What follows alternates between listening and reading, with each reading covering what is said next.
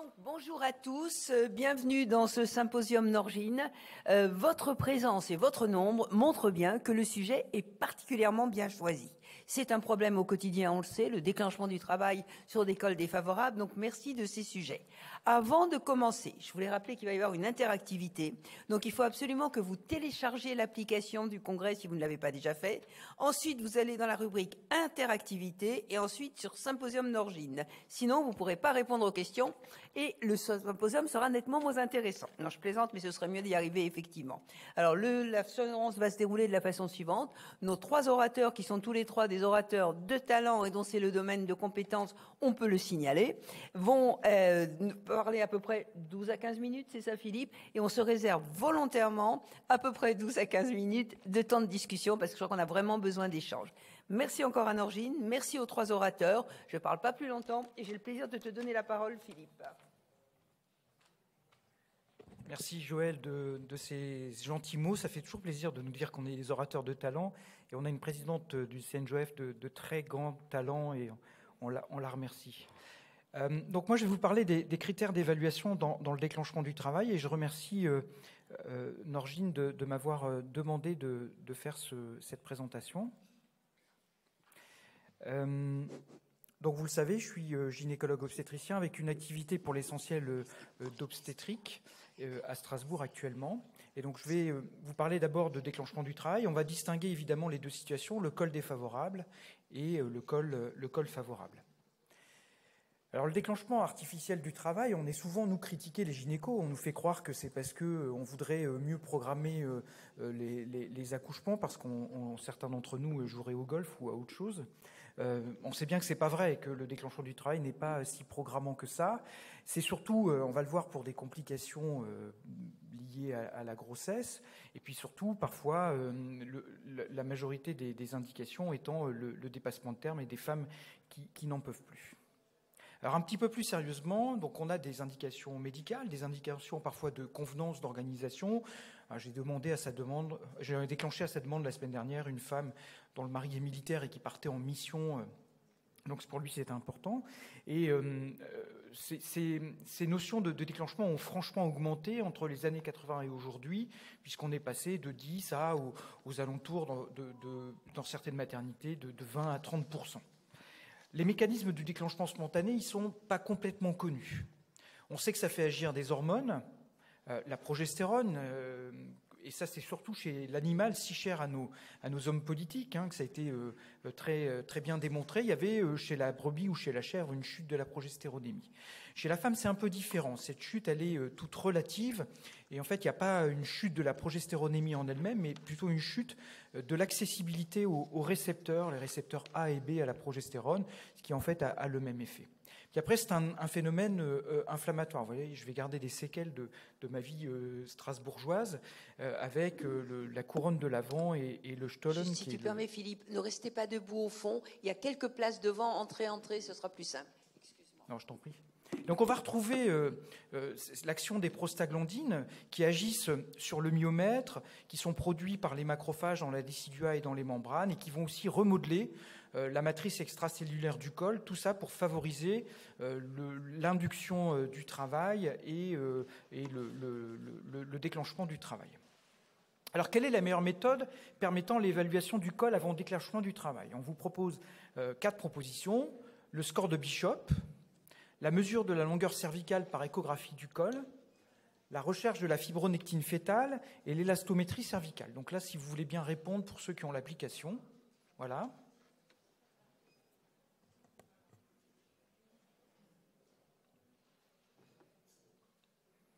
On va se laisser un peu de temps.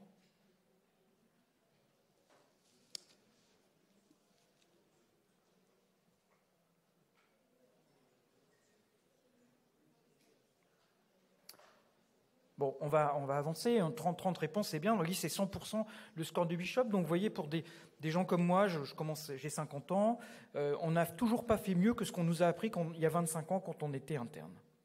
Alors, le score de Bishop, il date de 64. Il a été modifié au fur et à mesure du temps. Il est utilisé de différentes manières. Mais clairement, c'est le meilleur score pour déterminer les chances de voix basse. On considère qu'un score supérieur à 8 une chance de voix basse qui se situe autour de 80 à 90%. En dessous de 6, on sait que si on met du Synto, de l'ocytocine, eh bien l'oxytocine plus précisément, à ce moment-là, on va courir à la césarienne et on doit passer par des méthodes d'induction du travail. Alors est-ce qu'on fait mieux que le Bishop? Il y en a qui ont essayé, c'est la longueur cervicale mesurée en échographie, on pourrait penser que ce soit plus pertinent, ou la fibronectine fœtale, mais tout ça ne permet pas n'a pas une bonne valeur, en tout cas pas supérieure au score de Bishop, et actuellement n'est pas recommandé dans l'utilisation du quotidien, mais il y aurait des travaux à mener. Actuellement, les données sont relativement faibles. Alors, en cas de col favorable, il y a des méthodes classiques, le décollement des membranes, la myotomie.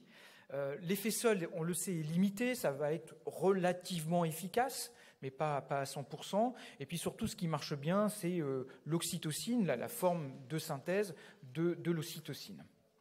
Alors, en cas de col favorable, ce qu'on peut dire, c'est grosso modo, après tout cela est bien discutable, c'est un premier bébé où la tête est mobile, on a d'abord une action de l'ocytocine, puis ensuite on passera à la myotomie. Et puis, quand on a plus d'un bébé, la multipare, on va plutôt commencer par une amyotomie, puis l'oxytocine. Évidemment, moi, je laisse beaucoup de liberté aux sages-femmes quand c'est moi qui couvre la salle de naissance. Je laisse vraiment gérer leurs affaires. Je ne me mêle pas trop de tout ça. Il y a beaucoup de subjectivité dans cette proposition. En cas de col défavorable, là, c'est vraiment ce qui va nous intéresser. C'est ce qui est le plus difficile, où l'impact des médecins est beaucoup plus important. On le sait, il y a des approches non pharmacologiques. Je sais qu'on a une diapo qui est très proche et ça va vous être rappelé tout à l'heure. Donc, je passe rapidement.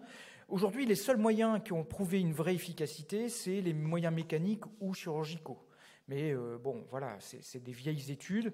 Et heureusement, dans les méthodes mécaniques, elles sont bien connues. Il y a les ballonnets de dilatation, il y a les laminaires ou les dilatateurs hygroscopiques, les infusions extra-amniotiques. Et sont des méthodes qui sont intéressantes, mais qui ne sont pas stricto sensu des méthodes de déclenchement du travail. C'est plutôt des méthodes de maturation du col. Et par exemple, si on prend le ballonnet, il faut quasiment 9 fois sur 10, même plus, y associer de l'oxytocine parce qu'on n'arrive pas à obtenir des contractions spontanées. Je vais surtout vous parler des prostaglandines, qui est quand même aujourd'hui le moyen de l'induction en cas de col défavorable. Il y en a de deux types. Il y a la dinoprostone, qui est un analogue des PGE2, qui a un effet maturant et contracturant, qu'on utilise surtout par voie vaginale, soit sous forme de gel, soit sous forme d'un système de diffusion. Ensuite, vous avez le misoprostol, qui est un analogue des PGE1, qui a un effet qui est plus contracturant que maturant, mais qui a également les deux effets. Et aujourd'hui, on a une molécule qui est mise sur le marché avec un comprimé à 25 microgrammes par voie orale. Alors la voie orale, elle est très intéressante. Il y a eu beaucoup de discussions autour de cette question de la meilleure voie. On disait que c'était la voie vaginale, mais elle pose des problèmes parce qu'il y avait des variations très importantes d'une patiente à l'autre. La voie sublinguale, la voie buccale sont très intéressantes puisqu'elles donnent, en particulier la voie sublinguale, un effet d'absorption très fort, mais le pic est plus violent. Et donc on sait que ce qu'on veut éviter, et je vais y revenir, c'est d'avoir des contractions trop fortes, source d'anomalies du rythme cardiaque fœtal, mais un bon effet du médicament. Et ça, il est vraisemblable que la voie orale soit le meilleur compromis pour obtenir de l'efficacité sans avoir trop d'effets indésirables. Alors comment on va choisir? Là, les critères, ils sont très simples. C'est la voie basse dans les 24 heures, c'est ce qu'on a envie de dire aux femmes, demain vous aurez accouché, au plus tard. Alors c'est bien, le déclenchement est mal vécu quand il dure 2-3 jours. Moi je viens d'une équipe lilloise où ça, avec Damien Subtil, ça ne nous faisait pas peur d'avoir des déclenchements qui duraient 3-4. Parfois Damien il nous poussait même jusqu'à 5 jours parce qu'il fallait la voie basse. Donc, mais parfois c'était une époque où ça rentrait en conflit avec le souhait de la femme qui n'osait rien dire, et ça générait une forme de frustration, de douleur de ces femmes. Donc ça, on sait que quand on va vite, aujourd'hui, les femmes sont quand même beaucoup plus satisfaites. Le mode d'accouchement, évidemment, on a envie que les femmes accouchent par voie basse, et puis surtout, ce qu'on veut éviter, c'est trop d'hypercinésie avec des anomalies du rythme cardiaque fœtal. Et donc, quand on reprend la plus grosse publication d'Alfirévitch, vous savez qu'il vient de prendre sa retraite, c'est un médecin de Liverpool, c'est un grand ponte de la question du déclenchement dans notre discipline, et il a fait un gros travail de synthèse. Il a quand même montré que les méthodes mécaniques avaient moins d'effets secondaires mais étaient moins efficaces. Le misoprostol par voie vaginale, comme la dinoprostone, donnait un peu plus d'effets secondaires, et en l'occurrence des anomalies du rythme cardiaque fœtal qui nous font faire des césariennes en urgence, avec une très bonne efficacité. Et puis ensuite, si on prend le misoprostol par voie orale, c'est probablement la molécule qui, en cas de col défavorable, a le meilleur ratio efficacité et effets secondaires. Alors la satisfaction des femmes, Paul va nous en parler. On a très peu de données, finalement. Je ne sais pas où ça en est de ton papier, mais on a vraiment envie d'avoir des éléments, tu vas peut-être nous dire, de publication sur quand on laisse le choix, est-ce que ça améliore la situation? Et Paul va vous en parler. Clairement, les prostaglandines, on sait qu'il y a souvent cet effet les prostaglandines vaginales de douleur au niveau du vagin. Vous les réexaminez, elles n'en peuvent plus. Le vagin est hypersensible, c'est très très désagréable. L'impression d'une inflammation. Le misoprostol, il y a toute l'histoire de ce misoprostol qui était mal utilisé parce qu'on écrasait des comprimés, on les pesait ou on coupait les comprimés en 8. Enfin, bon voilà. Mais aujourd'hui, on n'a plus ce problème avec la forme qui est commercialisée. Puis il y a la question de la douleur, mais ça qu'on retrouve dans tous les déclenchements. Puis le ballon, il y a une vraie question d'inconfort. Et quand on sait qu'une femme sur 5 a subi des situations d'attouchement dans l'enfance, à l'adolescence ou comme jeune femme, eh bien, on sait que ça peut poser des questions sur leur souhait de recevoir ce type de méthode. Mais bon, on sait aussi que la majorité des femmes sont satisfaites. Quand on parle des violences gynécologiques et obstétricales, vous savez très bien que quand on regarde, finalement, il y a entre 70 et 90% des femmes qui disent « mais moi, je suis très contente ». Donc c'est une minorité qui est importante, dont il faut s'occuper. Il faut toujours chercher à progresser, mais globalement, on a un taux de satisfaction qui est bon, quoi qu'il arrive. Alors en 2018, je ne pouvais pas m'empêcher de vous parler de la bombe qui était le Arrive Trial, qui montre que en déclenchant des femmes à bas risque, on n'augmentait pas le taux de césarienne, mais on diminuait le risque d'avoir des complications vasculaires, vasculoplacentaires, et en particulier hypertension et prééclampsie. Et voilà, va se poser la question des femmes qui veulent être déclenchées, même si le col est défavorable. On sait aujourd'hui qu'on peut le proposer, même pour des situations de convenance. Mais bon, probablement qu'on ne pourra pas déclencher toutes les femmes, ça c'est pas possible. Il y a le choix, vous savez que dans cette étude, seuls 27% des femmes ont participé sur l'ensemble de celles qui ont été approchées. Donc il y a vraiment des femmes qui sont très demandeuses du travail spontané, et cette demande est tout à fait licite. Et puis finalement, ça nous posera un problème d'organisation. On voit bien aujourd'hui on commence à réfléchir, mais celle-là je peux pas la déclencher aujourd'hui parce qu'il n'y a pas de place et on va la reporter à demain, ce qui fait toujours un petit peu peur. Et donc si on augmentait le déclenchement, ça deviendrait plus compliqué. Un petit mot de la méta-analyse de la Cochrane de 2021 qui a évalué l'efficacité et l'innocuité des médicaments à faible dose, dont le misoprostol oral, pour le déclenchement du travail, bien sûr toujours grossesse vivante.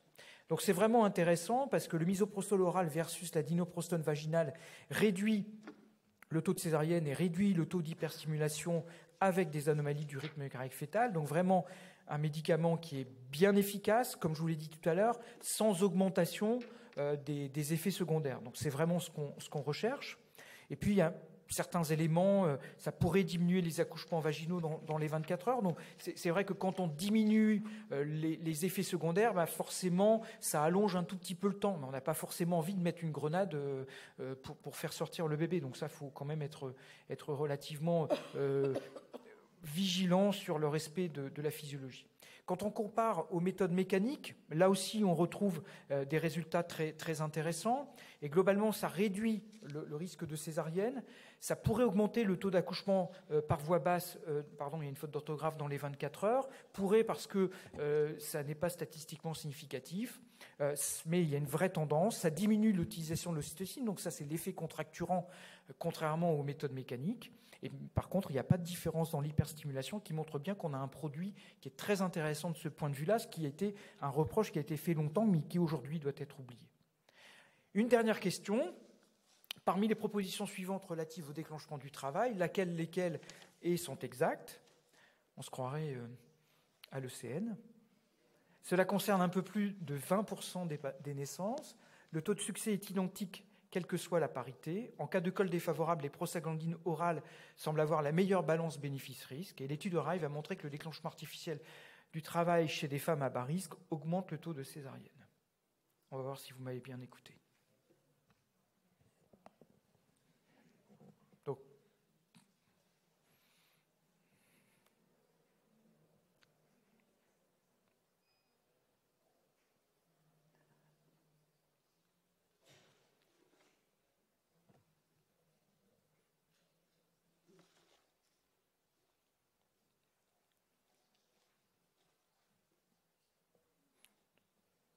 Bon, j'avance un peu, mais c'est ça, les deux bonnes réponses sont la...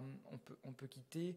pardon, il y a une erreur. Hein, les deux bonnes réponses sont la A et la C. Hein, donc c'est un peu plus de 20% des naissances. Le taux de succès n'est pas du tout identique, quelle que soit la parité. Évidemment, les multipares ont un taux de succès plus important. Et c'est encore plus vrai chez les patientes obèses, où c'est vraiment très bien démontré. Mais on ne va pas déclencher toutes les femmes obèses, césariser toutes les femmes obèses nullipares, évidemment.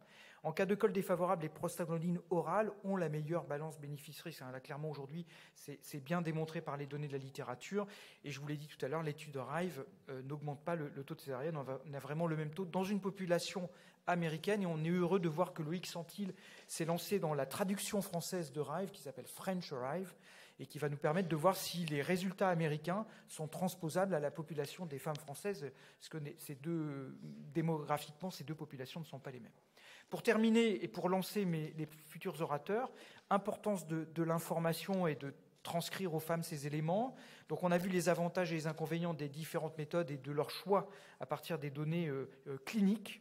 Et puis on va le voir, c'est important d'inclure le souhait des femmes dans le choix de la méthode, et ça, Paul va vous en parler. Voilà, je vous remercie. Merci beaucoup de la clarté de ton exposé, fantastique, et le temps. Donc Paul, vous avez la parole maintenant, et il n'y a plus besoin d'introduction puisqu'elle a été faite, et c'est vraiment d'actualité comme sujet, l'information et la participation des femmes. Merci beaucoup. Bonjour à toutes et à tous, et merci à Norgine pour l'organisation de ce symposium qui nous tient beaucoup à cœur, cette thématique. Et en effet, je vais vous parler de l'information et du choix des patientes, et en vous parlant de notre expérience toulousaine.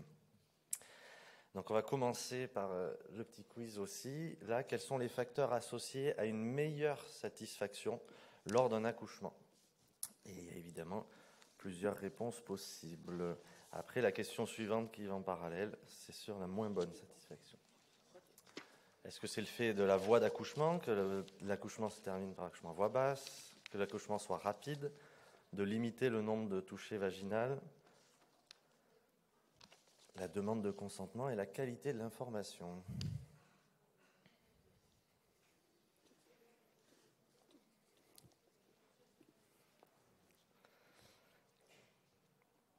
Mais en fait, on va y revenir, c'est presque tout bon. Il y a une réponse qui est un peu surprenante, c'est pour ça que je l'avais mise, c'est qu'il n'y a pas l'accouchement rapide, parce qu'on se base sur la plus grosse étude qui regroupe quand même 20 000 patientes à qui ils avaient demandé des questions bien faites sur la satisfaction avec une analyse multivariée. Et dans les accouchements rapides, en fait, il y a aussi celles qui n'ont pas eu le temps d'avoir d'analgésie péridurale. Donc très probablement pour ça que ce n'est pas associé. Par contre, si on se pose la question... Ah, mais la deuxième, ça ne se lance pas. Quels sont les facteurs associés à une moins bonne satisfaction? Voilà. Que le bébé soit transféré en néonate, la longue durée du travail, la survenue d'une HPP, la survenue d'une endométrite et la réalisation d'une délivrance artificielle.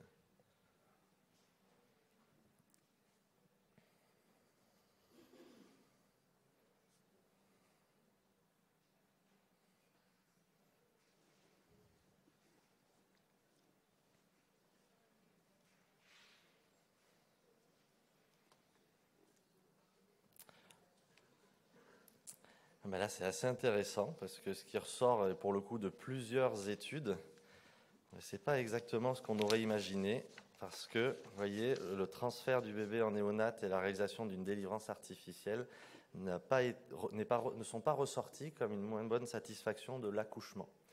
Ce qui ressort de manière très large, c'est la durée du travail. Une longue durée du travail est associée très négativement à la satisfaction. La survenue d'une HPP, la survenue d'une endométrite, tous ces trois-là étaient très significativement associés à une mauvaise satisfaction. Et sur la première partie, c'est surtout ce qui ressortait le plus, c'était la qualité de l'information délivrée et le nombre de touchés vaginaux. Donc brièvement, la maturation cervicale, comme Philippe le disait, c'est un peu plus de 20% en France et en Europe, et c'est presque en explosion, ça augmente vraiment de manière assez impressionnante. 3 méthodes disponibles en France, le ballonnet supracervical, le misoprostol per os et la dinoprostone intravaginale. D'après la littérature, l'efficacité globale semble comparable, mais Philippe a très bien présenté le ratio efficacité et effet indésirable dont il faut tenir compte. la voie orale, il y aurait, si on extrapole les données, surtout dans la prise en charge des arrêts naturels de grossesse ou des arrêts précoces de grossesse, il y a une meilleure acceptation de la voie orale que la voie vaginale. Il y a de plus en plus de données sur l'importance de la décision partagée de manière globale en médecine. Et alors que la plupart du temps, pour le déclenchement du travail, les décisions sont prises par l'équipe médicale selon des protocoles de service qui ont été établis. Il y a très peu de données concernant le souhait et les préférences des patientes. Donc il y a très peu de littérature. Je vous cite juste cette grosse étude de 2020 parce que c'était quand même sur un peu plus, presque 20 000 patientes. Et ce qui était associé, on l'a dit en introduction avec les quiz, à une mauvaise expérience de l'accouchement. Ça ressortait le fait d'avoir été déclenché, le fait que ça aboutisse à un accouchement par césarienne, l'accouchement instrumental, la survenue d'une HPP, d'une endométrite et dans cette étude-là, la nulliparité, en fait, le fait que c'était un premier accouchement, il y avait une moins forte satisfaction. Dans le reste de la littérature, ce qui ressort en plus, qu'on a dit tout à l'heure, c'était la qualité de l'information délivrée, la demande du consentement et le fait de limiter les examens vaginaux. Il y avait une étude de la CIAN il y a 2 ans là, sur les facteurs qui influençaient le vécu de l'accouchement. Et en fait, on voit très bien que vécu psychologique de l'accouchement primi par non déclenché et primi par déclenché, avec ou sans information. Voilà. La question était basée vraiment sur le fait d'être bien informé.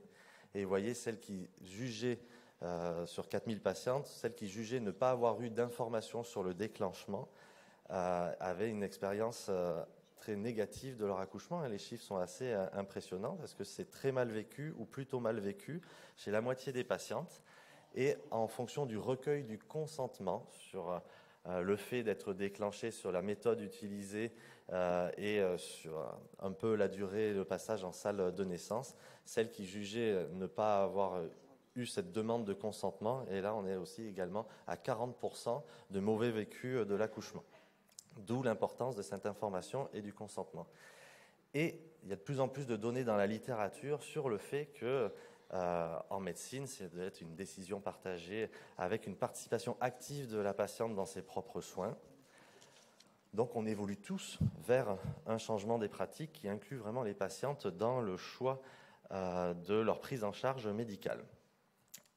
À Paul-de-Viguier, au CHU de Toulouse, on a une maternité de type 3 avec un petit peu plus de 5000 accouchements par an, et depuis février 2019, on bénéficiait des 3 méthodes de maturation cervicale.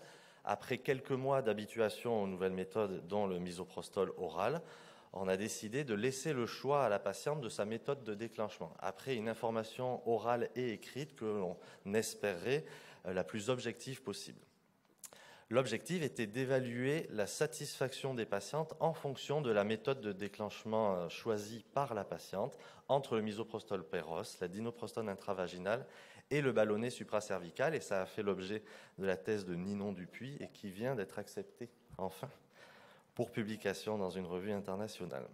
Donc la première étape a été de rédiger un livret d'informations avec les médecins du service, mais également des représentants des usagers, donc des patientes, des cadres, des sages-femmes, pour essayer de délivrer une méthode la plus objective possible, avec pas mal de défauts, parce que c'est une méthode par écrit, donc forcément que ça met de côté les patientes à faible littératie. Voilà, en gros, on expose les 3 méthodes, donc c'est bien explicité. Vous voyez que quelle que soit la méthode choisie, le déclenchement de l'accouchement n'augmente pas le risque de césarienne. On décrit très brièvement les 3 types de méthodes avec la manière dont c'est instauré, et c'est écrit ici en bas. Oui, vous voyez ma flèche. Quelle méthode choisir? Les 3 méthodes ont une efficacité équivalente pour déclencher le travail. Vous pouvez opter pour celle qui vous semble la plus adaptée pour vous en cas d'hésitation. N'hésitez pas à en parler à votre obstétricien et à votre sage-femme. On pourra en discuter après. Évidemment que les femmes nous demandent quasi systématiquement « mais vous, qu'est-ce que vous me recommandez ?» Et on a appris en fait à répondre d'abord. C'est pas moi, c'est à vous de nous dire, en ayant lu, en ayant discuté, s'il y a quelque chose qui spontanément vous intéresserait plus. On leur redit qu'il faut qu'elles aient une orientation de leur part. Et après, bien sûr que nous aussi, on peut les conseiller. On essaye d'être le plus objectif possible. Là où on insiste aussi, parce que c'est vraiment très significativement associé à la satisfaction, c'est sur le fait que ça risque d'être long. Voilà, ça peut prendre 24 à 48 heures. le déclenchement peut être différé en fonction de suractivité, etc. Mais c'est important d'insister là-dessus parce que c'est on va le voir, c'est presque ce qui ressort le plus. Après, on a eu 2 questionnaires. Une première partie sur la motivation de ce choix qu'elles ont fait, la qualité de l'information donnée, la satisfaction du fait de choisir et est-ce que ça ne générait pas de l'anxiété. Et la deuxième partie après accouchement, donc au cours de leur séjour ensuite de naissance, sur la satisfaction globale du déclenchement et de l'accouchement, sur la perception de la douleur et la gestion de cette douleur, la durée, le nombre d'examens vaginaux. Est-ce que leur volonté a été respectée? Est-ce que pour un prochain déclenchement, elle recommanderait à une amie la même méthode? Est-ce que pour elle-même, elle choisirait la même méthode? On avait un objectif de 500 patientes, on en a inclus 520. Les critères d'inclusion, en gros, et d'exclusion, c'était des accouchements à terme, un seul bébé, présentation céphalique, et il fallait qu'elle puisse bénéficier des 3 méthodes pour qu'on puisse comparer ce qu'elle choisissait. Donc nous, à Toulouse, par exemple, dans notre protocole, on ne met pas de ballon supracervical en cas de membrane rompue. C'est pour ça que là, elles sont exclues de cette étude. Mais évidemment que ces patientes, on leur laisse le choix entre les 2 méthodes par prostaglandine qui existent. Mais là, pour cette étude, c'était pour qu'elles puissent avoir le choix des 3 méthodes. Avec ce 2 temps d'évaluation que j'ai décrit, le critère principal de jugement, c'était la satisfaction globale du déclenchement. Et on a essayé de voir quels étaient les facteurs associés à un moins bon vécu de l'accouchement et du déclenchement. Donc, un des résultats principaux, c'est cette répartition-là. C'est sur 520 patientes, 67,5 ont opté pour le misoprostol oral, 21% pour la dinoprostone intravaginale et seulement 11% pour le ballonnet supracervical. Alors qu'on était dans une maternité qui, comme la plupart des maternités françaises, utilisait de manière quasi exclusive la dinoprostone intravaginale jusqu'à l'implémentation des 3 techniques différentes. Donc pour nous, ça a été un énorme changement. Si on regarde les issues, donc les patientes elles étaient comparables quels que soient les groupes, en fait, c'était assez équilibré, il n'y avait pas de différence significative, sauf sur l'antécédent de déclenchement qui était surreprésenté dans le groupe dinoprostone, parce que celles qui avaient déjà accouché chez nous, eh bien, la fois d'avant, elles avaient bénéficié d'une maturation cervicale par dinoprostone, parce que c'est ce qu'on faisait quasi exclusivement. Les issues de l'accouchement, donc ce n'était pas du tout le design de l'étude, donc on ne peut pas conclure là-dessus, mais forcément que c'est une question qui intéresse tout le monde. Déjà, le score de Bishop initial était comparable dans les 3 groupes, donc on peut extrapoler un tout petit peu les résultats. Et en fait, concernant les issues, il n'y avait pas de différence significative, avec un petit peu plus d'accouchement dans les 24 heures, dans le groupe misoprostol-péros, par rapport surtout au groupe ballonné. Notre résultat principal, c'était que 95% des patientes étaient satisfaites d'avoir le choix, dont 61% très satisfaites. Pourquoi elles avaient fait ce choix-là? Ce qui ressortait le plus pour le choix du misoprostol oral, c'était le fait que sa voie d'administration péros, dans 3/4 des cas. Pour le ballonnet, ce qui ressortait surtout, c'est que c'était une méthode de maturation cervicale non médicamenteuse, mais comme le disait Philippe tout à l'heure, qui est suivi derrière quasi systématiquement dans au moins 80 à 90% des cas d'une prescription d'oxytocine. Donc c'est non médicamenteux pour la partie maturation cervicale, mais ça l'est peut-être un peu plus sur la partie travail. Donc qu'est-ce qui est mieux, ça on ne sait pas. Et la dinoprostone, ce qui ressortait, c'était assez disparate les réponses, mais il y en a 50% qui avaient répondu de sa voie d'administration, le fait que ça soit pratique, qu'on le mette en une fois et qu'après c'était fait. 93% des patientes étaient satisfaites de la méthode d'information qui, à ce moment-là, était uniquement par livret et information orale. On va voir, on essaye de s'améliorer.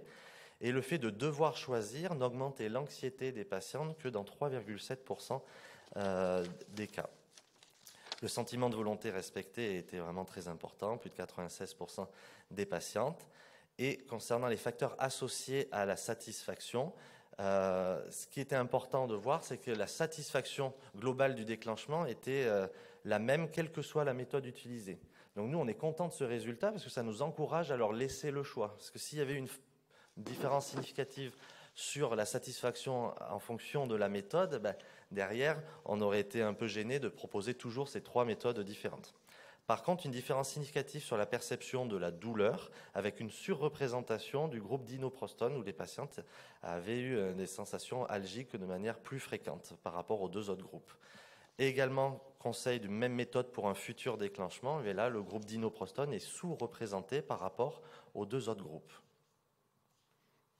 Et c'était significatif, ça, en analyse multivariée. Les facteurs qui, dans notre étude et dans notre série de 500 patientes, étaient associés à la satisfaction, on voit que c'était surtout une meilleure satisfaction, c'était le fait d'avoir une information adaptée. Nous, le fait qu'elles soient nullipares, que ce soit leur premier accouchement, est un facteur associé à une meilleure satisfaction. Et surtout, c'était très significatif sur le fait qu'elles aient accouché dans les 24 heures. Ce qui était associé à un moins bon vécu, c'était une issue de l'accouchement par césarienne et le fait qu'il y ait une hémorragie du postpartum.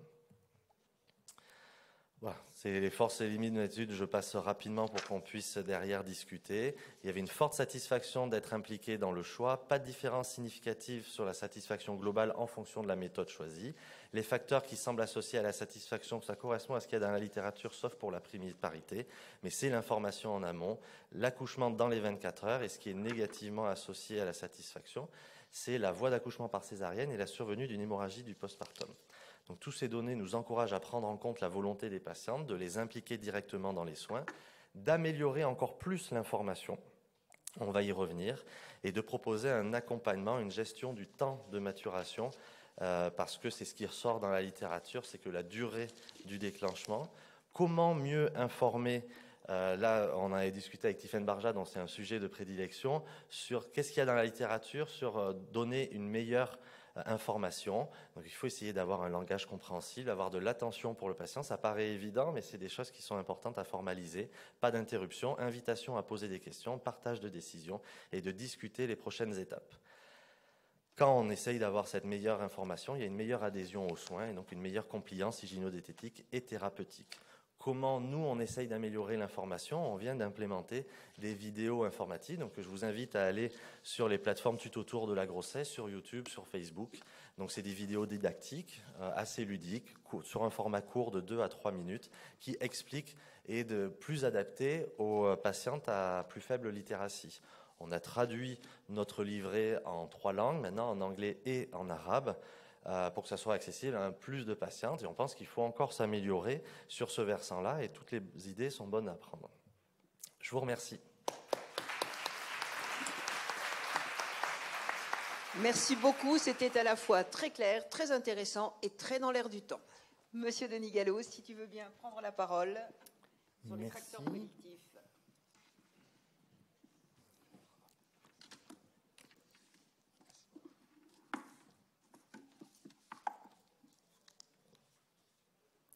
Alors voilà, moi dans cette présentation, on va essayer de voir quels sont les facteurs prédictifs d'une bonne réponse lors du déclenchement. Et finalement, voilà les deux premiers QCM auxquels vous allez pouvoir répondre, mais pour vous aider, j'ai mis les corrections. Alors, les voilà. Donc concernant le déclenchement du travail par misoprostol oral à terme, est-ce que l'indication du déclenchement n'a pas d'influence sur la réponse ? Le dépassement de terme favoriserait une réponse plus rapide. La rupture des membranes est un élément de bonne réponse. Ou la nulliparité s'accompagne moins souvent d'une réponse rapide. Le taux de succès des étudiants à Clermont-Ferrand est toujours de 100%. Oui, on a trouvé. C'est la qualité des enseignants. En fait. Non, quand tu mets les réponses, en mettant les réponses. Très bien. Voilà, donc. Comme attendu, effectivement, la nulliparité, vous pensez souvent donne une moins bonne réponse, on va y venir tout à l'heure. La rupture des membranes, plutôt élément de bonne réponse. L'indication, peut-être pas une influence majeure. Et puis dépassement de terme, réponse plus rapide. C'est plutôt non pour la plupart d'entre vous. Alors, deuxième questionnaire. Donc, en cours de déclenchement par misoprostol oral, la survenue d'une douleur est observée d'ordinaire dès le premier comprimé, accompagne presque systématiquement une réponse favorable, justifie une prise en charge adéquate pour favoriser la prise des comprimés suivants, ou bien doit faire différer la prise du prochain comprimé.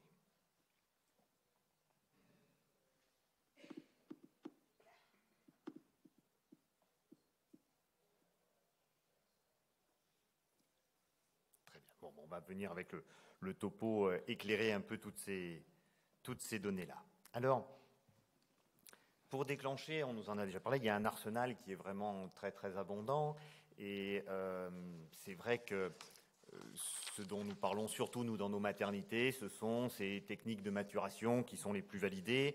On a un peu plus de difficultés à se positionner par rapport à d'autres approches qui ont été parfois moins bien évaluées, mais pour savoir s'il va y avoir une bonne réponse ou pas, il n'y a pas qu'une interrogation à avoir sur les caractères intrinsèques, je dirais, de la patiente.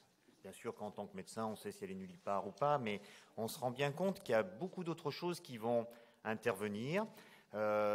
L'équipe médicale qui doit déjà participer souvent quand même au choix aussi de la technique en disant ça serait pas très adapté pour elle, par exemple parce qu'elle a un utérus cicatriciel. Donc il faut envisager l'usage, proposer une méthode, informer le couple, mettre en œuvre cette méthode, surveiller, accompagner le couple pendant toute cette période de vécu. Et puis, pour le couple, eh bien, il y a la façon dont ils vont recevoir l'information, comment ils s'étaient préparés à cette éventualité, leur consentement au déclenchement, leur participation au choix de la méthode. Et puis, c'est quand même eux qui vont, bien sûr, être les plus à même de connaître ce qu'est le vécu du déclenchement, parce qu'ils vont avoir à traverser cette étape-là.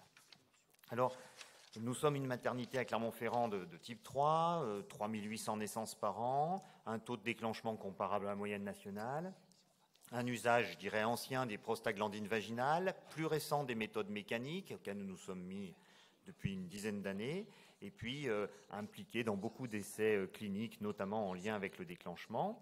Et à ce titre-là, quand on a pu avoir accès au misoprostol oral, eh bien, dès sa mise à disposition, on l'a implémenté dans notre arsenal.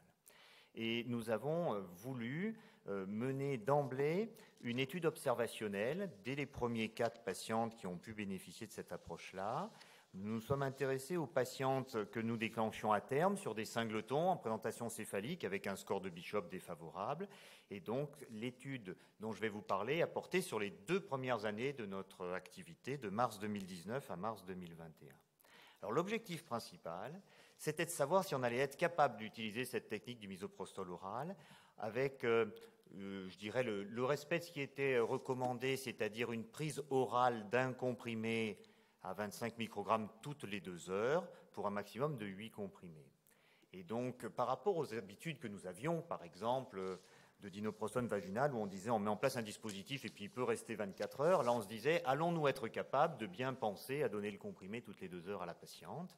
Et c'est l'objectif principal donc, de l'étude. Mais on voulait bien sûr aussi aller vers d'autres objectifs, identifier les facteurs cliniques de bonne réponse à ce déclenchement par misoprostol oral, étudier l'impact du protocole sur la durée d'accouchement, la voie d'accouchement, et puis analyser bien sûr les paramètres maternels et néonataux. Les critères d'exclusion, notamment le problème de l'utérus cicatriciel ou d'autres situations qui sont, je dirais, pas spécialement originales. Et donc, on monitorait les patientes au début de leur déclenchement, pendant 30 minutes avant le premier comprimé. Une fois qu'elles prenaient le premier comprimé, on les laissait sous monitoring pendant 60 minutes. Et puis après, toutes les 2 heures, nous avions l'intention de leur donner ce comprimé. C'est la sage-femme qui le leur apportait. On ne leur laissait pas à disposition la boîte. Et nous évaluions à chaque comprimé la douleur ressentie par une EVA. Alors, je passe un peu vite sur l'ensemble des facteurs parce qu'on va surtout venir au résultat, c'est ce qui sera le plus intéressant. Vous voyez que sur la période de 2 ans, on a déclenché au total à peu près 1480 femmes. Les patientes qui ont bénéficié de ce misoprostol oral étaient 199. C'était les débuts, donc ce n'était pas notre technique de déclenchement principale. Et on a pu obtenir donc les données sur 195 patientes. 141 étaient nullipares et 54 étaient des multipares. Alors les indications de déclenchement étaient un peu différentes entre les 2 groupes, mais n'avaient rien d'original au sens où elles étaient dominées par la rupture de la poche des os et par les dépassements de terme. Et cette population en fait était comparable en termes d'âge gestationnel, d'IMC et de score de Bishop, mais était effectivement différentes sur l'âge, les nullipares étant un peu plus jeunes que les multipares, comme d'ordinaire dans toutes les études. Alors, finalement, pour notre objectif principal, avons-nous été capables d'implémenter une nouvelle approche de déclenchement et de donner un comprimé toutes les 2 heures, eh bien, on a été capable de le faire dans 74% des cas. Donc, on va dire 3/4 des cas, oui, l'équipe a bien réussi à s'emparer de ce protocole. Et on a identifié 2 facteurs de non-respect. Le premier, c'est la douleur. C'est la patiente qui se met à avoir mal. Quand elle a mal, on hésite à lui donner un autre comprimé. On se dit, elle est peut-être en train de rentrer en travail, c'est peut-être plus la peine. Donc, on se rend compte que dans les situations où on n'a pas respecté, c'était très souvent la douleur qui était responsable. Et puis, dans à peu près 15% des cas, on n'a pas été capable, nous, d'apporter le comprimé en temps et en heure parce que, par exemple, la sage-femme était occupée et qu'il y a eu un petit couac, on va dire. Alors, pour nos objectifs secondaires, il n'y avait pas de différence significative sur le mode d'accouchement, selon qu'on avait réussi à respecter vraiment le protocole ou qu'il y avait eu des décalages et des retards. Pas de différence significative sur les paramètres tels que le recours à une naissance instrumentale ou une hémorragie de la délivrance. Et au niveau néonatal, non plus, pas de différence entre ces 2 groupes. Alors, si on regarde les facteurs de bonne réponse au déclenchement, tout d'abord en sachant si on avait respecté ou pas le protocole. Eh bien, voilà ce qu'on observe. Donc, chez les 144 patientes, on a bien respecté l'administration toutes les 2 heures. On se rend compte que la durée moyenne entre le premier comprimé et l'accouchement a été de 23 heures dans notre série. Et dans les cas où on n'a pas respecté, on a pris du retard, souvent, comme je vous le disais, parce qu'elles avaient mal, c'est 29 heures. Donc, il y avait là une différence de l'ordre de 6 heures qui est apparue statistiquement significative. Si on regarde maintenant les situations avec la douleur, eh bien on se rend compte que pour les patientes qui n'avaient pas de douleur, c'était bien sûr assez facile de respecter le protocole. Et pour les patientes qui avaient une douleur, on a réussi parfois à respecter le protocole. La patiente, elle a dit « j'accepte de prendre le comprimé suivant ». Et là, vous voyez que dans les durées, il y avait une différence très très nettement significative. En clair, je n'ai pas mal, on respecte le protocole 35 heures pour accoucher, j'ai mal, mais j'y crois et je prends les comprimés 19 heures. 16 heures de différence. Si on prend maintenant les patientes qui ressentaient une douleur et qu'on compare celles qui ont tenu bon et ont respecté le protocole par rapport à celles qui ont différé en disant non, le comprimé pas tout de suite, j'ai trop mal, eh bien une différence de 10 heures là aussi significative. Donc si j'ai mal et que je respecte le protocole, ça va marcher plus vite que si je décide de patienter. Alors finalement, on s'est intéressé aux facteurs vraiment de ce qu'on a appelé la bonne réponse, c'est-à-dire pas simplement une durée d'accouchement, mais on s'est rendu compte que la médiane des comprimés pour entrer en travail, c'était 6 comprimés. Au bout du 6e, la plupart du temps, les patientes, enfin la moitié des patientes vont être entrées en travail. Et donc on a voulu voir quelles étaient les patientes qui réussissaient à entrer en travail avant ces 6 comprimés, étant le groupe à ce moment-là des bonnes répondeuses. Eh bien, en analyse univariée, ce qui est ressorti, c'est d'avoir mal. Si je ressens une douleur, oui, j'ai des chances de répondre assez vite. Si j'ai franchement mal, c'est-à-dire que mon EVA est plutôt plus haute et que je sollicite, par exemple, un recours à un analgésique comme l'analbufine. En analyse multivariée, ce qui est ressorti surtout, c'est l'indication. Si on me déclenche pour une rupture de la poche des os, j'ai un odds ratio 12 fois plus élevé d'être dans les bonnes répondeuses. C'est l'âge gestationnel à l'induction. Ça, c'était assez modeste. Si je suis un tout petit peu plus avancé en âge gestationnel, je réponds un peu mieux que si on me déclenche tôt. Et puis, par contre, la nulliparité qui fait que là, à l'inverse, on va un peu moins bien répondre. Donc, finalement, si on reprend un peu tout ce processus pour savoir est-ce que ça va bien se passer pour une patiente, est-ce qu'elle va être bonne répondeuse ou pas, eh bien, on se rend compte qu'il y a bien sûr le contexte du déclenchement qui compte beaucoup. Si je suis avec déjà une rupture de la poche des os et que j'ai déjà accouché, j'ai plus de chances que ça se passe bien que dans les autres situations. Et donc les facteurs connus d'emblée pour une bonne réponse que nous avons pu mettre en évidence, ils sont classiques, parce que c'est connu, quelle que soit finalement la technique utilisée. Plus on est élevé en parité, plus on a de chances que ça réponde bien, et la rupture de la poche des os est une situation plus favorable que d'autres situations. Ce qui est clair, c'est que la survenue de contractions douloureuses est un signe favorable. Alors c'est une bonne nouvelle, d'un autre côté c'est bien sûr une épreuve pour les patientes, donc il faut que nous réfléchissions à la façon d'accompagner les patientes qui ressentent cette douleur. Il y a un accompagnement adéquat de l'équipe à avoir. Et puis on voit que le respect du protocole de délivrance du médicament favorise un délai de naissance plus bref. Et donc on a intérêt à favoriser ce respect à la fois par la qualité de l'information. Il ne faut pas qu'on dise à une patiente, dès que vous ressentez des douleurs, c'est peut-être que vous mettez en travail, il faudra arrêter de prendre les comprimés. Non, puisqu'on voit bien que si elle continue de les prendre, ça ira plus vite. Mais il faut aussi qu'on les aide à pouvoir continuer à prendre ces comprimés et donc à réfléchir à nos accompagnements, notamment au niveau de l'analgésie, avec peut-être des accès plus rapides à certaines formes d'analgésie. Voilà, je vous remercie. Je crois que vous avez une chaise. Merci beaucoup à tous les trois. Alors, vos présentations étaient tous les trois passionnantes, donc on va avoir un certain nombre de temps pour les questions. Pendant que les questions se préparent, je voulais juste dire qu'il y a une bourse qui va être donc créée à la fois par Norgine et en collaboration avec le collège, que vous pouvez trouver tous les renseignements sur cette bourse, soit sur le stand, si j'ai bien compris, soit sur le site du CNGOF, et que le but, il y aura bien sûr, comme toujours, un collège d'experts qui va délibérer pour choisir les meilleures présentations, que c'est Philippe qui va diriger pour le collège ce groupe de travail, et que nous espérons bien que lors des prochaines journées qui, comme vous le savez, sur toutes les dias qui circulent, auront lieu à Lille avant qu'on ne puisse revenir ensuite au CNIT. Mais le CNIT est toujours en travaux, donc le CNIT, c'est pour 2024. En 2023, ce sera à Lille en janvier. Et j'espère qu'on pourra remettre la première bourse de travail sur le déclenchement de l'accouchement. La parole est à la salle. Juste une question. Moi, j'ai beaucoup aimé la dernière présentation, sauf la gestion de la douleur des dames. Qu'est-ce que vous leur proposez? Parce que c'est trop tôt pour passer en salle et avoir la péri tout de suite. Vous avez évoqué qu'il faut les prendre en charge. Pardon.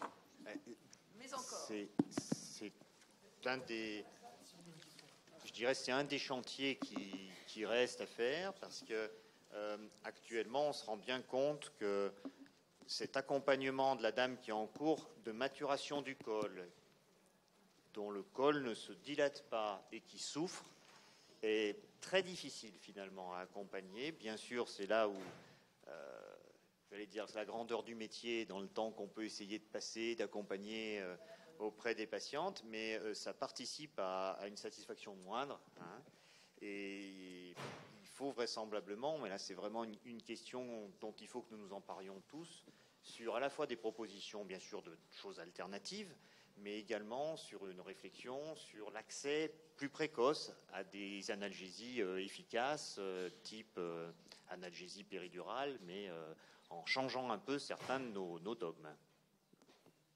Question à l'adversaire. Je peux rajouter quelque chose.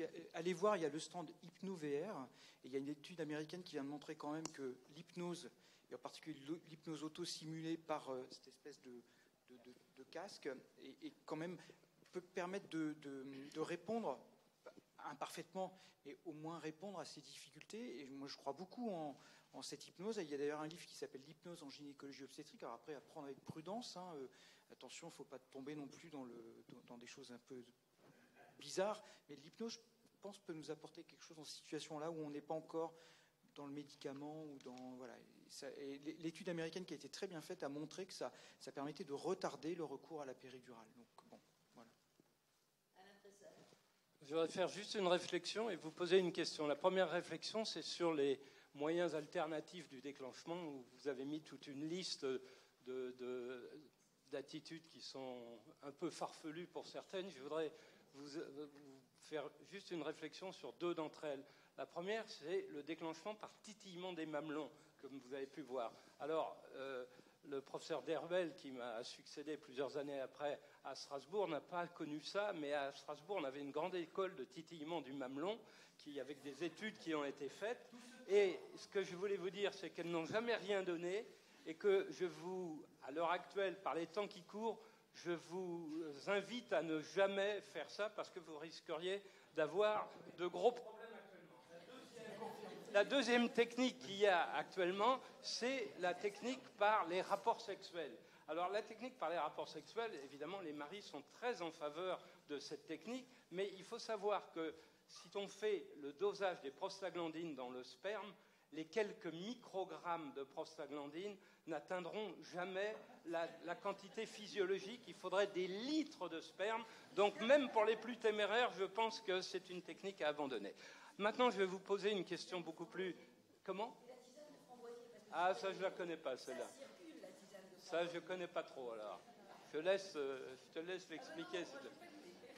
Alors, Par contre, j'ai une question beaucoup plus. J'ai beaucoup apprécié le topo de M. Gerby sur comment ça s'appelle, l'attitude et l'impression des femmes sur la technique de déclenchement, parce que d'abord, il n'y a pas beaucoup d'études dans ce sens-là, et donc c'est très intéressant. Et moi, je voulais vous poser, on a bien compris que la plupart des femmes préfèrent les comprimés, globalement, hein, en quantité. Et moi, je voudrais savoir, est-ce que vous êtes posé la question de ce que préfèrent les médecins eux-mêmes?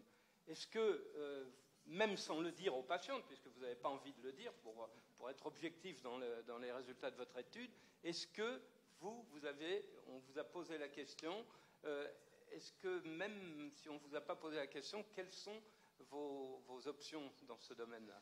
Mais c'est une très bonne remarque parce qu'on s'est dit a posteriori qu'on aurait dû demander en même temps la satisfaction de tous les soignants et des sages-femmes qui accompagnent justement ces patientes-là. Et non, on ne l'avait pas prévu. On l'a discuté beaucoup en réunion de service. Et en fait, ce qu'on a vu, c'est une vraie évolution de l'état d'esprit de l'équipe. En fait, c'est que ça a donné un élan positif là-dessus sur impliquer les femmes.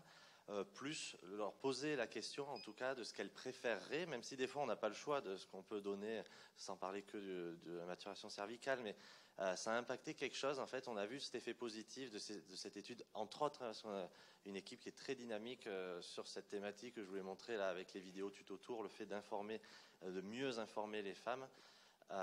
Et on a vu des réticences à l'implémentation du misoprostol oral, des réticences à laisser le choix aux patientes. Et en fait, ça s'est fait assez naturellement, parce qu'au début, tout le monde disait dans l'équipe, mais c'est sûr qu'elles vont nous demander ce que nous, on veut prescrire, ce qu'on préférait, ce qui est recommandé. Maintenant, ce qui biaise un peu l'information, c'est qu'elles nous demandent ce que nous, on prescrirait ou qu'on préfère. Et là, on leur dit, ben non, il n'y a rien qu'on préfère, on refait la même information. Mais maintenant, elles se mettent aussi à dire, mais qu'est-ce qu'elles choisissent les autres? Et maintenant, on le sait. Et ça, on est obligé de répondre, et peut-être que ça oriente encore plus vers le misoprostol. Mais en tout cas, il y avait des réticences, y compris au sein de notre équipe, et on voit que ça s'est élevé progressivement. Ça, c'était très chouette à voir. Madame.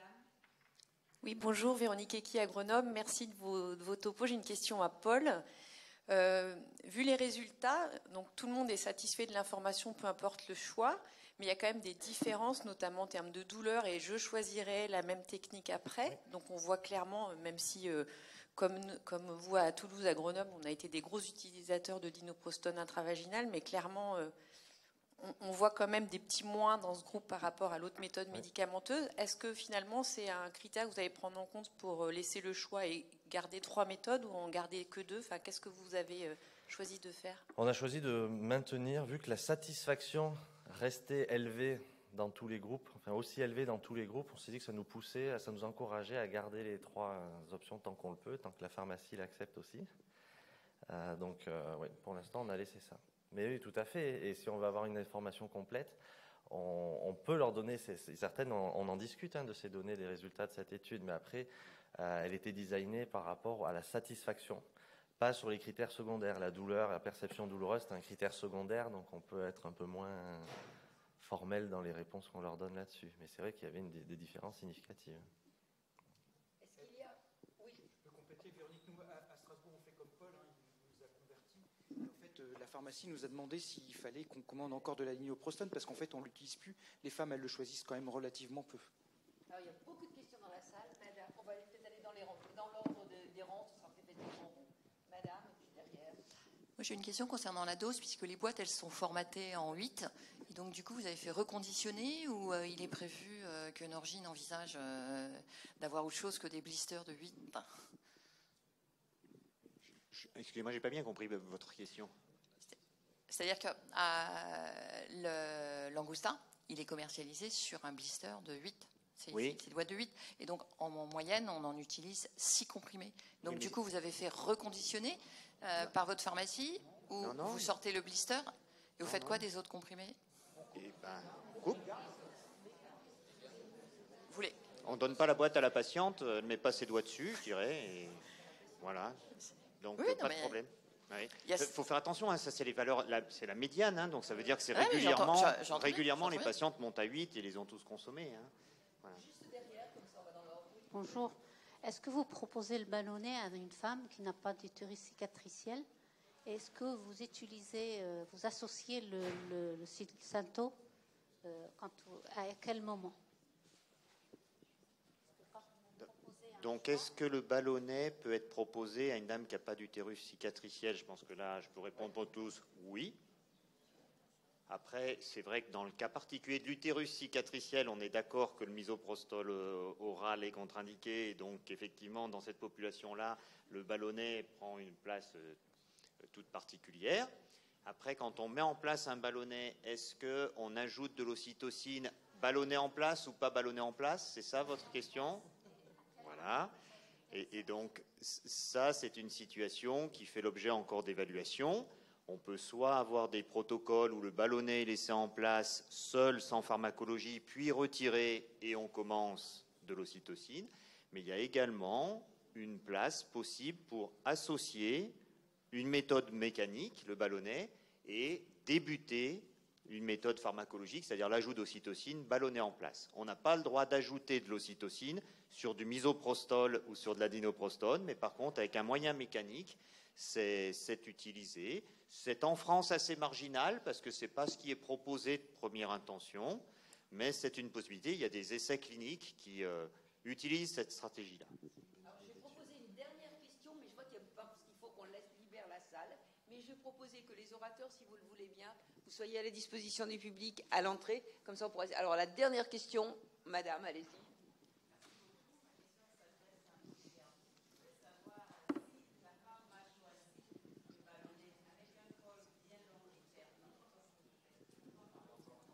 La question, c'est si la femme choisit le ballonnet et que son col est long et fermé.